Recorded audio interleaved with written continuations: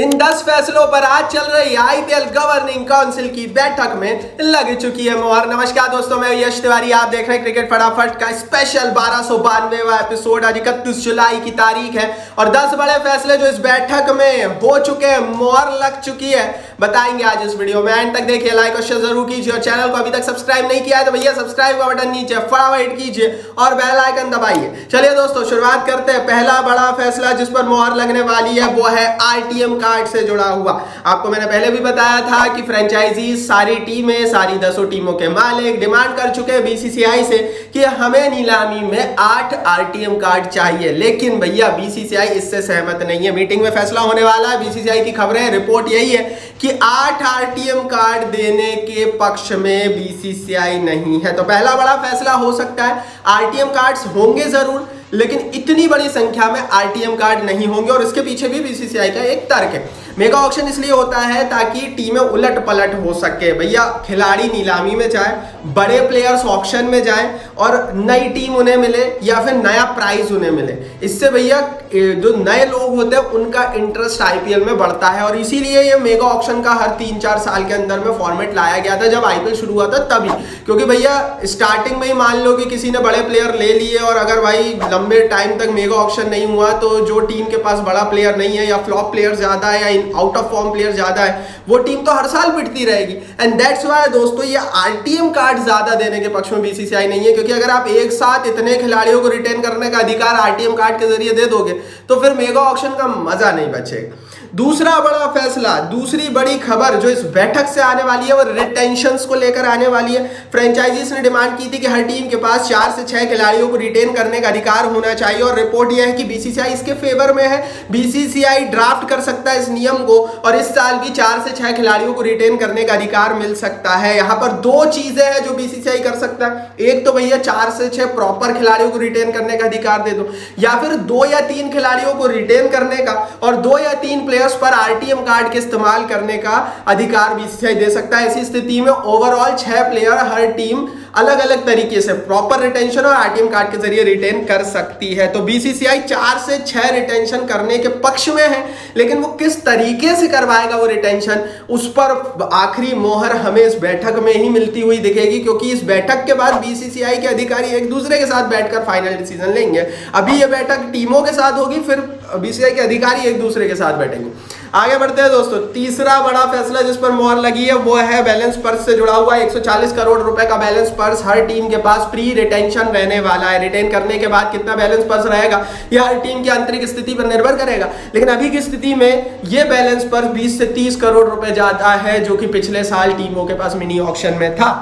पिछले साल टीमों के पास 100 से 110 करोड़ रुपए थे, इस बार 140 करोड़ रुपए हर टीम के पास रहने वाले हैं। हर साल बीसीसीआई पक्ष में है कि बैलेंस पर्स बढ़ाया जाए, क्योंकि जब आईपीएल शुरू हुआ था तो हर टीम के पास 40, 50, 60 करोड़ रुपए होते थे। उस समय जो सबसे महंगा खिलाड़ी बिकता था वो 8 से 10 करोड़ का बिकता था। अब 8 से 10 करोड़ रुपए के कई प्लेयर बिक जाते हैं और अब तो पिछले साल हमने देखा 25 करोड़ का सबसे महंगा खिलाड़ी मिचेल स्टार्क बिका था। अगर 140 करोड़ रुपए का बैलेंस पर्स और बड़ा हो गया तो इस बार और महंगा खिलाड़ी हमें मिलेगा जो कि आईपीएल की बस को दुनिया में क्रिएट कर रखेगा। और ऐसी स्थिति में रोहित शर्मा वो प्लेयर हो सकते हैं जो शायद 30 करोड़ के आसपास बिके और दुनिया की क्रिकेट के सारे रिकॉर्ड, दुनिया के स्पोर्ट्स के सारे रिकॉर्ड को तोड़ दें। आगे बढ़ते हैं दोस्तों। चौथा बड़ा फैसला जिस पर बात होगी बताएंगे, लेकिन उससे पहले टेलीग्राम पर अगर अभी तक आपने हमें ज्वाइन नहीं किया है तो ये जो बैठक है इसमें और क्या क्या डिसीजन, पल पल की रिपोर्ट क्या अंदर से आएगी वो हम हमारे टेलीग्राम पेज पर दिखाएंगे। टेलीग्राम की लिंक हमने नीचे डिस्क्रिप्शन बॉक्स में डाल दी है। 70,000 लोग परिवार का हिस्सा, आप भी प्लीज ज्वाइन कीजिए, आपको मजा आ जाएगा फ्री में।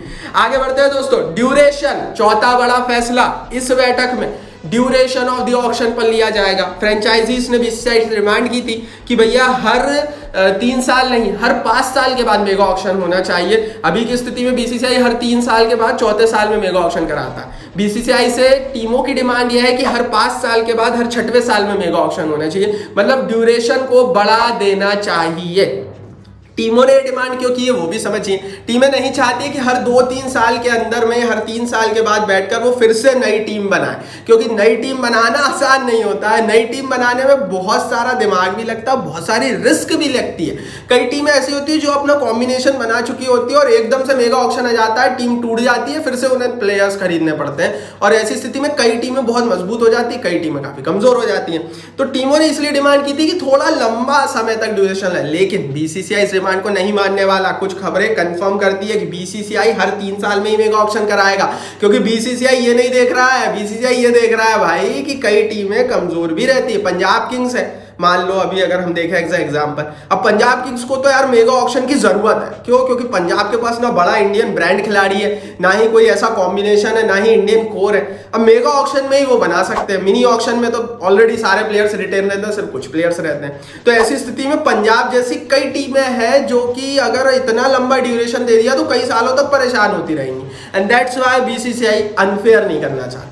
आगे बढ़ते हैं दोस्तों। 5वां बड़ा फैसला जो इस बैठक में आ सकता है और बहुत बड़ा फैसला ये होगा, नई टीम को लेकर आ सकता है। जी हाँ दोस्तों, बीसीसीआई कमिटेड है कि 2027 तक टीमों की संख्या को 12 किया जाए। 2025 का आईपीएल अगले साल खेला जाएगा, 25, 26, 27, मात्र 3 साल है बीसीसीआई के बाद।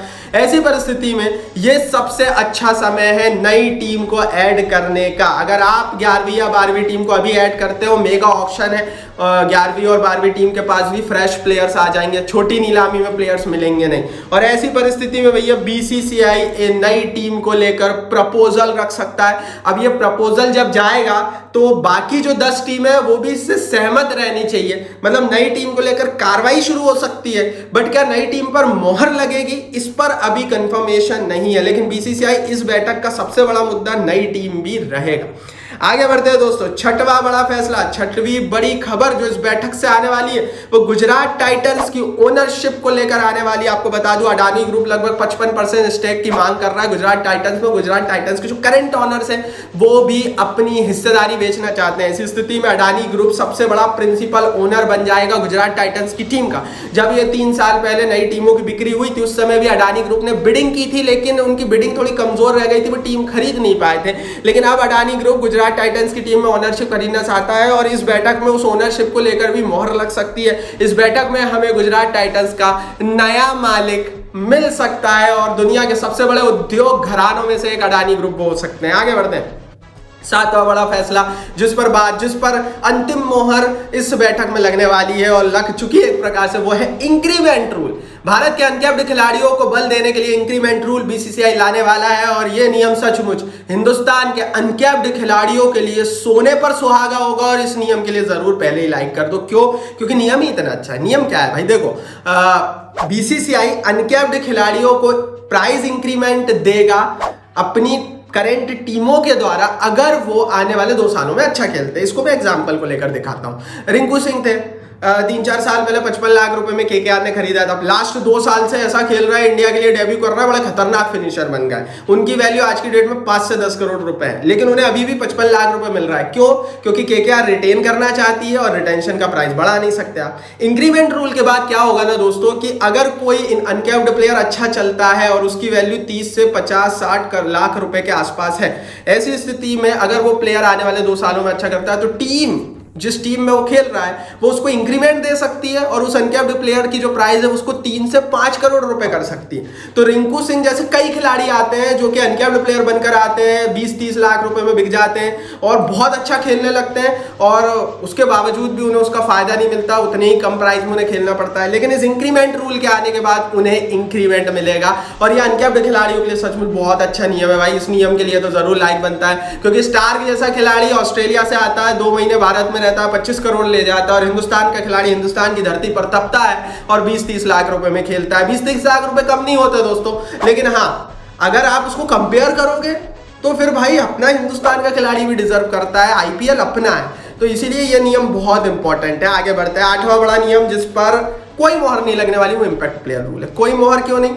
दरअसल दोस्तों इंपैक्ट प्लेयर रूल को लेकर कुछ टीमों ने बीसीसीआई से मांग की थी कि इस पर एक बातचीत होनी चाहिए और कुछ टीम चाहती हैं कि इंपैक्ट प्लेयर रूल ना रहे, लेकिन बीसीसीआई इस पर कोई मोहर नहीं लगाएगा। रिपोर्ट यह है कि बीसीसीआई इंपैक्ट प्लेयर रूल को स्टे करेगा और अगले साल के आईपीएल में भी हमें इंपैक्ट प्लेयर रूल दिखने वाला है। तो क्लियर है भैया, इंपैक्ट प्लेयर रूल हटाने की, स्क्रैप करने की स्थिति में या भैया सोच भी नहीं रहा है बीसीसीआई। लेकिन कुछ टीमों ने डिमांड की थी, जिसमें चेन्नई सुपर किंग्स की टीम भी बहुत प्रोमिनेंट टीम है, जिन्होंने डिमांड की थी कि इंपैक्ट प्लेयर रूल हटना चाहिए। अब आप बताओ हटना चाहिए नहीं, अपनी राय आप कमेंट बॉक्स में लिखो। आगे बढ़ते हैं। 9वीं बड़ी बात, 9वां नया नियम जिस पर इस बैठक में मोहर लगेगी वो है नो ऑब्जेक्शन सर्टिफिकेट रूल। विदेशी खिलाड़ियों के लिए नियम आने वाला है जिसमें विदेशी खिलाड़ियों को अपने क्रिकेट बोर्ड से नो ऑब्जेक्शन सर्टिफिकेट लेना पड़ेगा इंडियन प्रीमियर लीग में खेलने से पहले।